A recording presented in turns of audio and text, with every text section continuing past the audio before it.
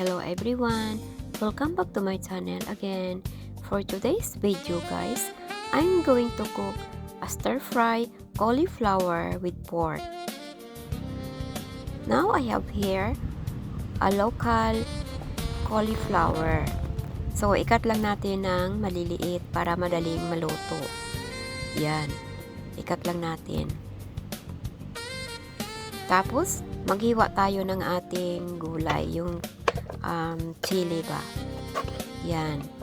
Iwain muna natin. I-prepare natin yung ating mga ingredients bago tayo magpakulo ng ating cauliflower. Yan. Kasi ito, lagyan natin ng chili guys kasi magbibigay yan ng lasa sa ating cauliflower at pampakulay. Parang pampakulay ng buhay ba. So, hindi naman necessary na lalagyan yan. So, nilagyan ko lang guys kasi colorful and flavorful. So, tingnan nyo guys, ang ganda tingnan. So, as what you see guys, oh, ang ganda talaga ng kulay niya. Makulay yung buhay natin pag makulay yung ating mga niluluto. So, kanya-kanyang style lang sa pagluluto. Kanya-kanyang diskarte sa pagluluto guys, no? Kung paano natin pasarapin yung ating luto. So, ayan na. Na-prepare ko na yung aking ingredients at nahiwa ko na rin na yung aking cauliflower. So, now we are ready to boil yung ating cauliflower. Yan. At yan yun ang ating mga ingredients. Yan na. Yung aking sauce at saka yung aking chili, hot chili at aking mga sauce. Yan. Kumukulo ng tubig guys. Magdagdagla ko ng konting mantika. Yan. And then, ilagay natin yung ating cauliflower. Kasi kailangan na ibuli kasi matigas yung steam niya, matigas yan.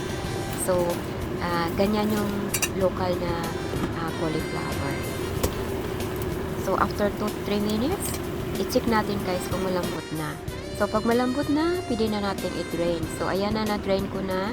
And then, we are ready to cook na. So, magdaglag tayo ng mantika. Kunting mantika lang. And then, lagay ako ng konting piraso ng ginger para sa ating cauliflower na igisa-gisa lang ng konti. Kasi may tubig yan eh. So, tanggalin lang natin yung tubig ng konti. Mag-dry ng konti. And then, ibalik natin ulit sa ating tray. Yan, ganyan yung luto ng Chinese cooking ng local cauliflower. Yan, balik natin sa tray. Yan, medyo mag-dry siya ng konti. Yan, magdadag ulit tayo ng mantika para sa ating pork. So, mainit na. And then, i-fry na natin yung ating pork. So, hayaan muna natin na golden light brown siya bago natin baliktarin. Yan, kasi guys, paglagay nyo, baliktarin nyo kaagad, may tendency na lalabas yung kunting tubig niya. Yan, so, nag-light brown na, pwede na nating haluin at baliktarin. Yan, pwede na nang galawin. Yan. O, tingnan nyo guys, o, maganda yung kulay niya. Light brown lang siya, hindi siya sunog. Yan, hayaan natin maluto ng konti. And then, ganyan lang, halo-haloin lang natin. And then, naglagay ako ng garlic sa ating pork para magbigay ng aroma sa ating pork. And then, yan, haluin na. Ihalo lang sa ating pork.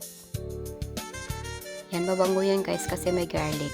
And then, magdagdag ako ng 2 kulay ng bell pepper. Hindi ko na nilagay yung green kasi nafe-feel ko na baka masobrahan ba guys. Wala sa proportion niya. So, hindi ko na ni-add yung green kasi green naman yung spring onion. So, yan lang. And then, ilagay na natin yung ating hot chili. Yung tauban ba, sa Chinese mayroon talaga na ganyan na binibili na tauban. So, hot chili yan guys. Hindi naman, 1 teaspoon lang, hindi masyadong maangang. And then, lagyan natin ng tubig and then timplahin natin. Maglagay lang kayo ng kunting asukal magdagdag lang ng asukal. So, tikman natin. And then, magdagdag lang ng asukal. Yan, asukal yan guys. So, haluin lang. And then, pag okay na, pwede na natin ilagay yung ating cauliflower. Green onion. And then, isunod natin yung ating cauliflower. Yan. Haluin lang. So, tingnan nyo guys, ang ganda ng kulay. Makulay talaga ang buhay. So, colorful and flavorful. Yan. Masarap talaga yan. I-try nyo guys. Iba yung English na cauliflower sa Chinese na cauliflower. Yan guys, yung powder na yan. I-optional lang yan. Fresh shrimp powder yun. So, pampalasa din yan. Naglagay ako ng konti. Yan. So, tikman natin ulit guys. And then, pag ano pa yung kulang, madadagdag ng asukal. Yan, pag okay na guys, pwede na natin tanggalin, i-transfer natin sa ating plate. So, tingnan nyo guys, colorful and flavorful. Maganda talaga, makulay ang buhay.